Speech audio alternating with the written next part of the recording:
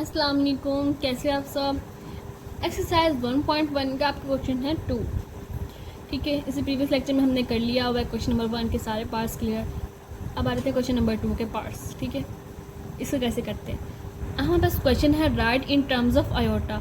आपको जो क्वेश्चन दिया गया इसको आपको आयोटा की फॉर्म में लिखना है। कैसे लिखना है वो देख लेते हैं। Okay, 2 plus square root -4 multiply अगर 1 कर दें, कोई मुश्किल तो नहीं, आंसर तो वही रहेगा -4 ही। नेक्स्ट आ जाते हैं इससे 2 प्लस, अगर हम ऐसे लिख लें इसे 4 मल्टीप्लाई -1, कुछ मुश्किल तो नहीं। इससे नेक्स्ट में आ जाते हैं 2 प्लस, अगर हम मल्टीप्लाई में हो स्क्वायर रूट दोनों के ऊपर अलग अलग कर दें, सेपरेट कर दें, ऐसे यह प्रॉपर्टी है ये आपके पास। आप इसे ऐसे लिखेंगे, ऐसे लिखें, एक ही बात है। ठीक है, एक बात। अब नेक्स्ट आ जाते हैं 2 को, अगर हम इसे 4 का स्क्वायर लें, स्क्वायर रूट क्या, 2 2 ज़ा 4 and then square root as it is. Square root में माइनस मल्टीप्लाई हो रहा है यहाँ पर 1 एज इट इज़ है। ठीक है, इससे नेक्स्ट आ जाए 2 प्लस 2 का स्क्वायर लिया 2 एंड देन मल्टीप्लाई हो रहा है आपके साथ, तो हम इसे डॉट में लिख लेते हैं। अब हमें पता है कि हमने बात की थी डेफिनेशन में, iota square is equal to -1 और iota is equal to square root -1, यानी कि अगर स्क्वायर रूट ले लें इसका तो ये ऐसे आ जाएगा। ठीक है, iota is equal to square root -1। Square root -1 किसके इक्वल हुआ, आयोटा के, आयोटा।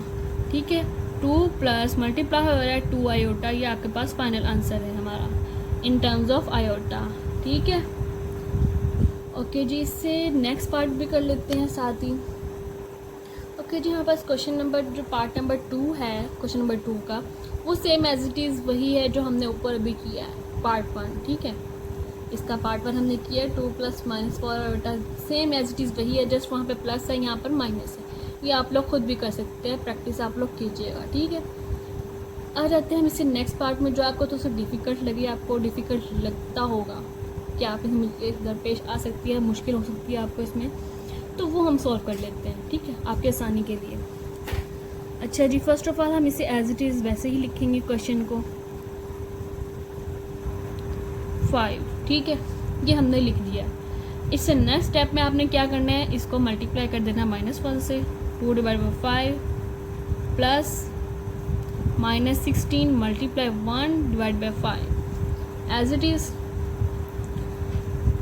कुछ गलत तो नहीं कर दिया, -16 मल्टीप्लाई -16 ही रहेगा आंसर में, ऐसे ही है।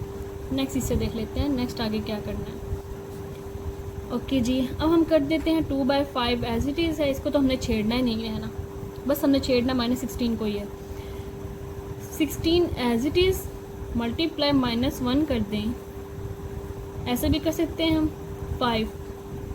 इससे नेक्स्ट स्टेप में 2 डिवाइड बाई 5 प्लस 16 और -1 को अलग अलग मल्टीप्लाई कर दें, इसके रूट थोड़े से अलग कर दें,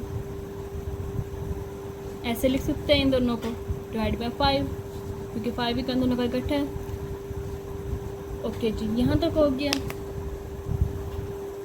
यहाँ तक हमारा क्वेश्चन सॉल्व हो चुका है। ठीक है, इससे आगे आ जाते हैं 2 डिवाइड बाई 5 प्लस 16 का स्क्वायर, अगर हम इसका स्क्वायर रूट लें 4 का स्क्वायर, 4 4 ज़ा 16 multiply -1 is equal to iota divide by 5। ठीक है, 2 डिवाइड बाई 5 प्लस इसको स्क्वायर रूट कैसे कर दें, तो 4 आयोटा डिवाइडेड बाई 5 ऐसे लिख सकते हैं, लिख सकते हैं ना। इसे क्वेश्चन को ऐसे भी लिख सकते हैं, और 2 divide by 5 plus 4 divide by 5 iota. ठीक है, इसे मज़ीद अगर आप लिखना चाहें तो ऐसे भी लिख सकते हैं, क्योंकि इन दोनों के एलसीएम नीचे सेम है, तो 2 प्लस 4 आयोटा डिवाइडेड बाई 5। ठीक है, ऐसे भी आप इसे लिख सकते हो, जैसे आपका दिल करे, जैसे आपकी मर्ज़ी हो, आप वैसे इसे लिख सकते हैं। ओके जी, अब है तो ये भी पहले के क्वेश्चन की तरह सेम पार्ट की तरह, आपके इस क्वेश्चन के पार्ट की तरह सेम है, जिससे फर्स्ट पार्ट किया, सेकंड पार्ट भी सेम है, बस आपको यहाँ पर स्क्वायर रूट दे दिया, बाकी सेम एज इट इज़ वही चीज़ है। चलिए जी फिर भी आपके लिए कर देते हैं सॉल्व इसे। Square root 2 as it is, हमने इस पार्ट को बिल्कुल नहीं छेड़ना, ठीक है।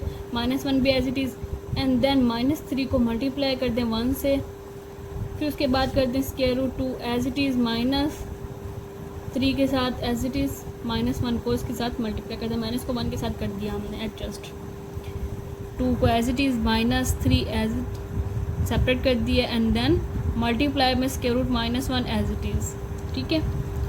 तो square root 2 as it is -3 under root और मल्टीप्लाई में आयोटा है, ठीक है। यानी कि आप यहाँ पर लिख दें, साथ ही मेंशन कर दें iota is equal to square root -1 under root, हमने -1 अंडर रूट स्क्वायर रूट की जगह पर आपने आयोटा लिख दिया, ठीक है। 2 -3 स्क्वायर रूट आयोटा, ये आपके पास फाइनल आंसर है, ठीक है। ये आपका क्वेश्चन नंबर 2 भी सॉल्व हो गया है, एंड देन क्वेश्चन नंबर 3 देखते हैं, सॉल्व कर लेते हैं।